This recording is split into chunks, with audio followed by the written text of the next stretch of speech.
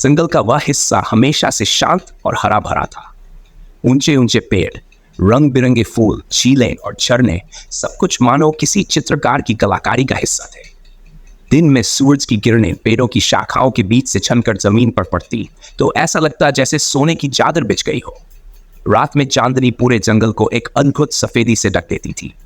यह जंगल सभी जानवरों के लिए एक सुरक्षित और सुखदायक स्थान था, और इसका राजा था शेर सिंह, जो अपनी शक्ति और न्यायप्रियता के लिए जाना जाता था। भाग 1, शेर सिंह की बीमारी और जंगल में हलचल। शेर सिंह का शासनकाल बहुत अच्छा चल रहा था।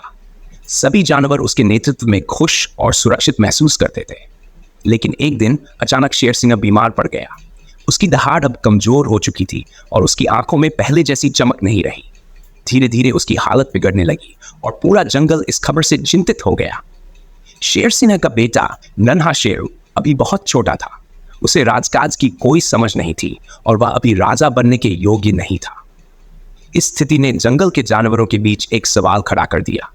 अगर शेर सिंह नहीं रहा तो जंगल में कौन राज करेगा? इस चिंता के चलते जंगल के सभी जानवर एकत्र हुए। हाथी राजा, जो शेर सिंह का बहुत अच्छा दोस्त था और उसके निर्णयों का सम्मान करता था, ने सभी जानवरों को एक बैठक के लिए बुलाया। यह बैठक जंगल के केंद्र में एक बड़े पेड़ के नीचे आयोजित की गई। सभी जानवर, बड़े और छोटे, वहां इकट्ठा हुए। खरगोश ने सबसे पहले अपनी बात रखी। भाई, राजा तो ऐसा होना चाहिए जो सभी को एक समान समझे। अगर हम छोटों का ख्याल नहीं रखेंगे तो हमारा क्या होगा? बंदर ने भी समर्थन में कहा, सही कहा खरगोश भैया, हमें एक ऐसा राजा चाहिए जो बुद्धिमान हो और जो हम सबके साथ न्याय करे। भालू ने सुझाव दिया, अरे क्यों ना हाथी भाई ही राजा बन जाए, वे तो सबसे बड़े और ताकतवर है। लोमड़ी ने इसे लेकर असहमति जताई, नहीं नहीं, ताकत ही सब कुछ नहीं होती, हमें एक ऐसा राजा चाहिए जो चतुर भी हो। सभी जानवर एक दूसरे की बातें सुनते रहे लेकिन किसी नतीजे पर नहीं पहुंच पाए। इस बीच शेर सिंह का स्वास्थ्य और बिगड़ता गया और जंगल में बेचैनी बढ़ती गई। भाग 2, प्रतियोगिता और नए राजा का चुनाव। कुछ दिनों बाद जब शेर सिंह की हालत और भी गंभीर हो गई, जंगल के जानवरों ने एक बैठक बुलाई। लेकिन इस बार स्थिति और गंभीर हो चुकी थी। अब सभी जानवरों में असहमति और भी बढ़ने लगी थी। हर कोई अपने अपने उम्मीदवार को राजा बनाने पर अड़ा हुआ था। हाथी ने फिर से अपनी बात दोहराई, मैं कहता हूं ताकतवर राजा ही जंगल को सुरक्षित रख सकता है। लोमड़ी ने जवाब दिया, लेकिन बुद्धि भी जरूरी है, सिर्फ ताकत से सब कुछ नहीं जीता जा सकता। तोता ने बीच में कहा, सिर्फ बुद्धि ही नहीं, राजा को दिल का भी अच्छा होना चाहिए। ऐसे ही बातें चलती रहीं, लेकिन कोई फैसला नहीं हो पाया।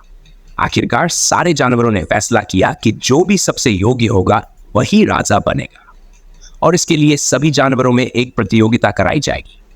प्रतियोगिता का दिन आ गया। सबसे पहले दौड़ लगानी थी। खरगोश, चीता, हिरण और अन्य तेज दौड़ने वाले जानवर इस प्रतियोगिता में शामिल हुए। सभी जानवरों ने अपनी पूरी ताकत लगा दी, लेकिन जीत चीता की हुई। उसकी गति इतनी तेज थी कि कोई उसे पकड़ नहीं सका। दूसरी प्रतियोगिता में जानवरों को अपना दिमागी कौशल दिखाना था। लोमड़ी, तोता, बंदर और कछुआ इस प्रतियोगिता में शामिल हुए। ये एक पहेली सुलझाने की प्रतियोगिता थी। सभी ने अपना दिमाग लगाया, लेकिन आखिरकार कछुआ ने अपनी धीमी चाल और शांत स्वभाव से पहेली सुलझाई और जीत हासिल की। तीसरी प्रतियोगिता में जानवरों को अपनी सहन शक्ति और ताकत दिखानी थी। हाथी, भालू और गैंडा इस प्रतियोगिता में शामिल हुए। वे सब अपने अपने तरीके से एक बड़े पत्थर को उठाने की कोशिश करने लगे, लेकिन हाथी ने अपनी भारी ताकत से पत्थर को आसानी से उठा लिया और जीत हासिल की। इन तीनों प्रतियोगिताओं के बाद सभी जानवरों ने सोचा कि अब हमें राजा का चुनाव करना है, लेकिन समस्या फिर से वही थी। हर प्रतियोगिता का विजेता अलग था। अब राजा कौन बनेगा? भाग 3, कछुआ दादा की सलाह और अंत। एक दिन जंगल के सबसे पुराने और बुद्धिमान जानवर कछुआ दादा सभी जानवरों के सामने आए। उन्होंने कहा, राजा का चुनाव जीतने से नहीं होता, बल्कि सही नेतृत्व और न्याय करने की क्षमता से होता है। हमें मिलजुल कर चलना चाहिए और जो सबसे अच्छा हो उसे राजा बनाना चाहिए। सभी जानवरों ने उनकी बात मानी और आपस में चर्चा की। आखिरकार उन्होंने तय किया कि शेर सिंह के ठीक होने तक हाथी को अंतरिम राजा बनाया जाएगा, क्योंकि वह सबसे बड़ा और ताकतवर था। लेकिन लोमड़ी और कछुआ को उसका सलाहकार बनाया जाएगा ताकि राजा के हर फैसले में बुद्धिमानी और संतुलन बना रहे। इस प्रकार जंगल के सभी जानवरों ने मिलकर एक समझौता किया और अपने नए राजा का चुनाव किया।